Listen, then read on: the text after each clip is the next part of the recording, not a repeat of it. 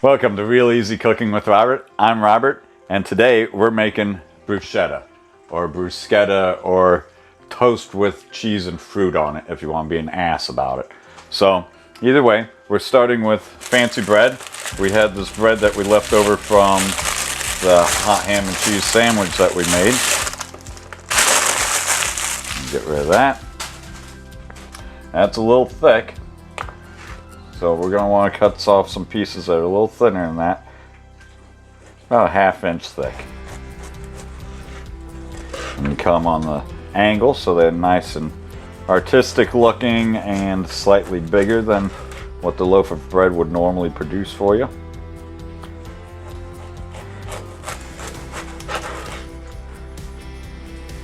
There seems to be many different recipes for this.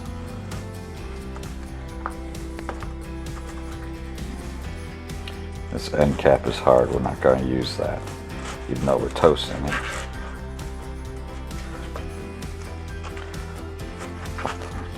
Okay, we have these, we set these down on the sheet. And they're going to need a coating. So to coat them, we're going to want to take a couple cloves of garlic. Not this whole thing, this is not a clove of garlic. Someone once made that mistake, and I just added 1 clove of garlic to the chili, or to the spaghetti. Yeah, it was not good. Not good.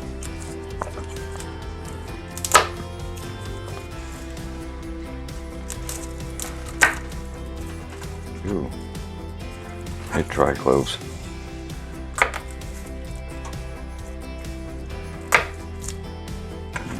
Fresh burn.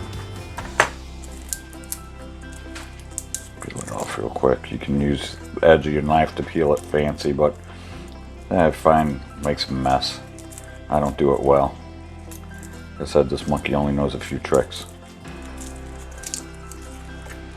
There's one of them. How to use my fingers.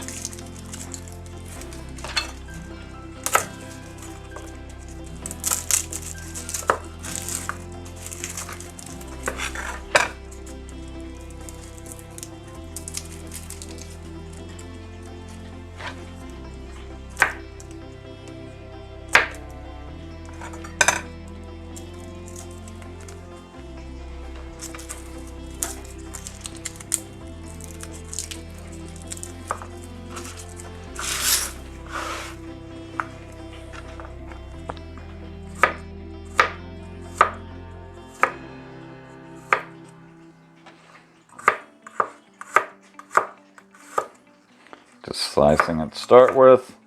We're going to end up chopping this. I'm not the best at chopping small things, especially using a big ass knife like this, but oh well. Real easy cooking with Robert. 1 knife, a couple knives. You don't need a whole bunch of stuff to just cook a simple meal.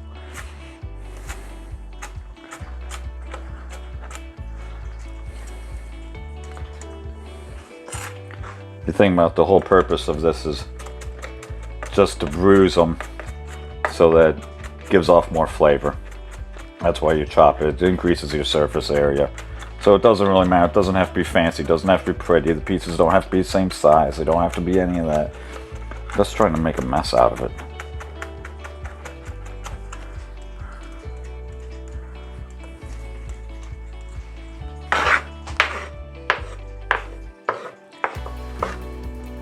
Now, I want to put some of this in with the oil.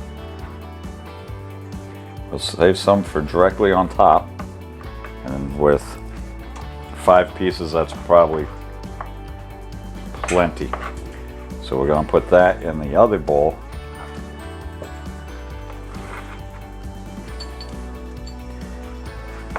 You'll see why. We set this aside for later. We take this part and we add some of that great olive oil that we already had. A robust olive oil, extra virgin, any of the most flavorful olive oil you can find. And it's going to take a lot. And we want to add some salt and pepper. Not so worried about the salt as much. but it's going to take a lot of pepper also.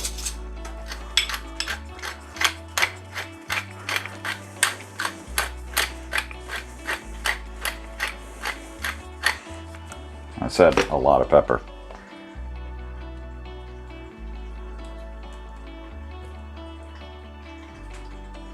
I'm just mixing it up with the basting brush because it's easier than using another spoon. Now we have to baste it on and be quite generous with it.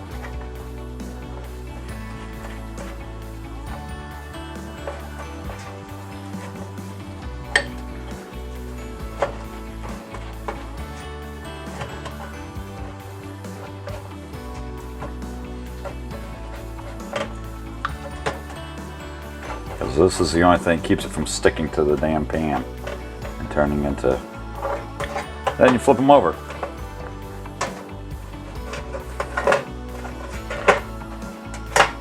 Why do you flip them over, Robert? So we can do the other side.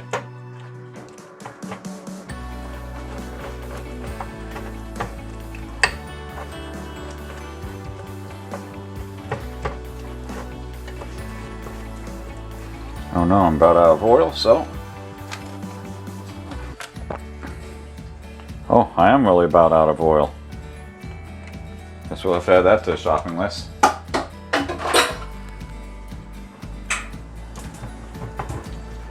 I'm just mixing it back in with the garlic. In the ideal world, I would judge the correct amount, but you know, hey, mistakes happen.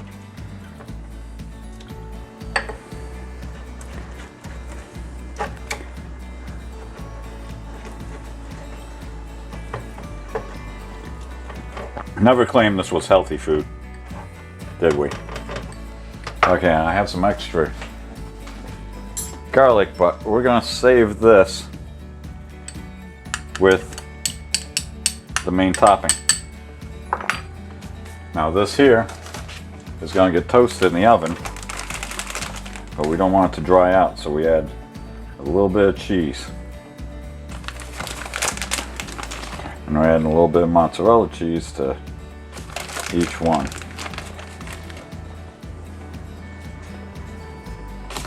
Because the mozzarella will quickly melt, it will harden, it will make a nice cap on it. It should even burn a little bit. Turn golden brown. Hopefully just golden brown. God, I hope I don't burn the cheese. Alright, we're going to put this in the oven set at 420 degrees. And we're going to set in there for 10 minutes or so, checking on it every now and then.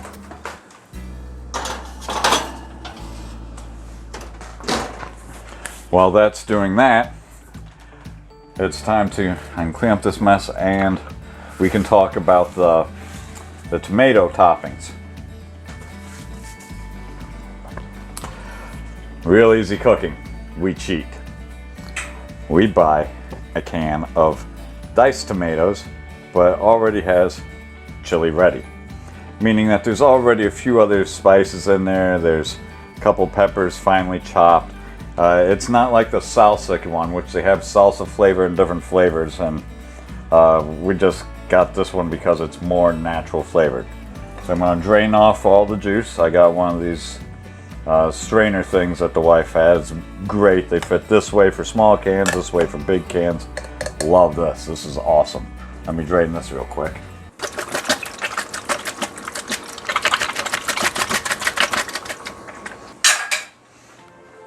I take the drained can tomatoes, put in a bowl.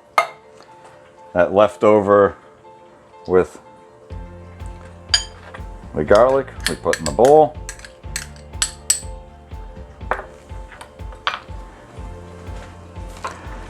Mix this up, but this ain't quite right enough for just bruschetta. Ideally you'd want to use fresh real tomatoes, but you know, they were expensive at the store this time. And here's the big suck. It sucks to beat now. I need fresh basil. There is no basil at the grocery store. So we're stuck with dried basil. It's not going to have close to consistency, but it will give some of the flavor. Just a hint of the flavor. So we're going to add a lot of it. I already got this mix here, which is canned tomatoes and not fresh tomatoes. So yeah, we're taking a lot of liberties on even calling this bruschetta. I don't know. This is like America toast with cheese. And we're going to want to add some onion. At least they had onions. They had onions at the store. So we don't need a whole onion, we just need half.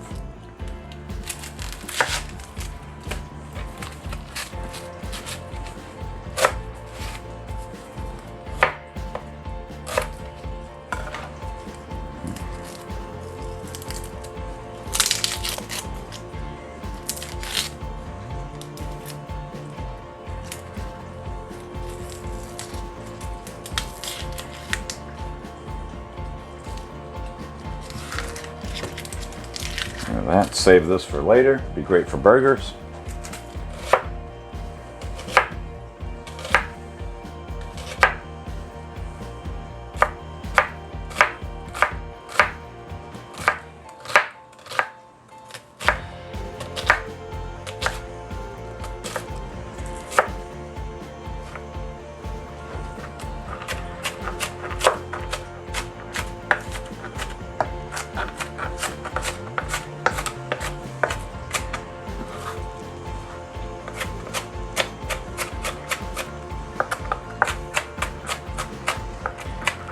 Here, you want to chop the onions as fine as you want. Mind you, they're not going to be cooked, so this is as big as they're going to be on your piece of toast. And how many onions you add, that's up to you also. And so this is a lot of onion. I won't add all of this. Probably. Possibly. We'll find out. Okay. Throw some onion in. I guess that's about 1/4 of an onion. Mix it up.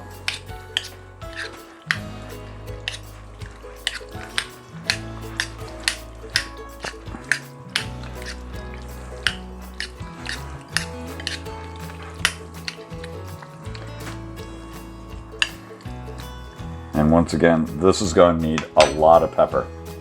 Like way more than you think it should need. Just because the garlic and onions will suck up so much flavor.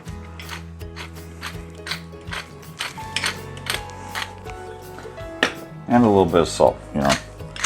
Salt's not Americans and salt. America.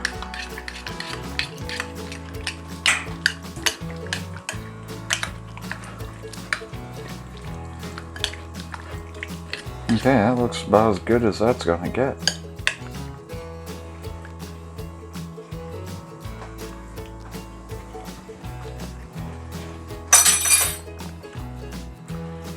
Actually tastes pretty good. Surprise, surprise. We clean up, we wait for the toast here in a few more minutes, and we'll get back to you. Okay, it's been about 10 minutes, so the toast should be ready now. You can turn off. Pull this out.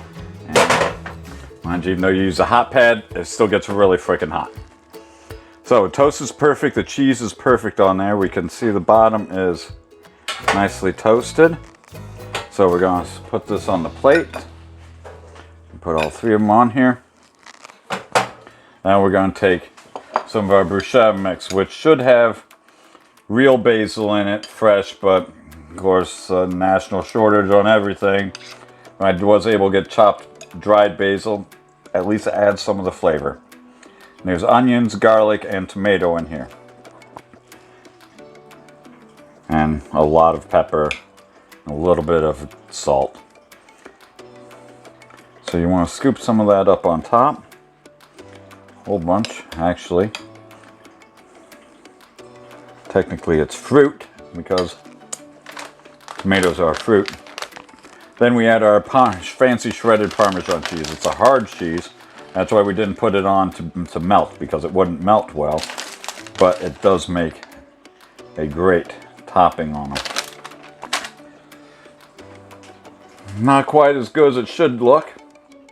It should taste pretty decent. Let's find out.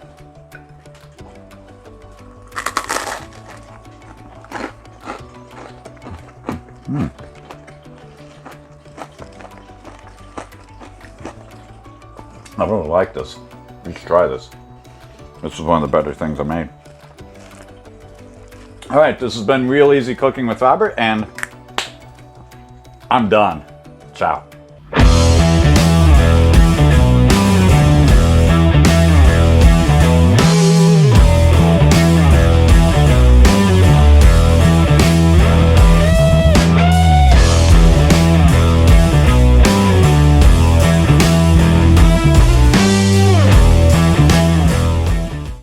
Why do you flip them over, Robert?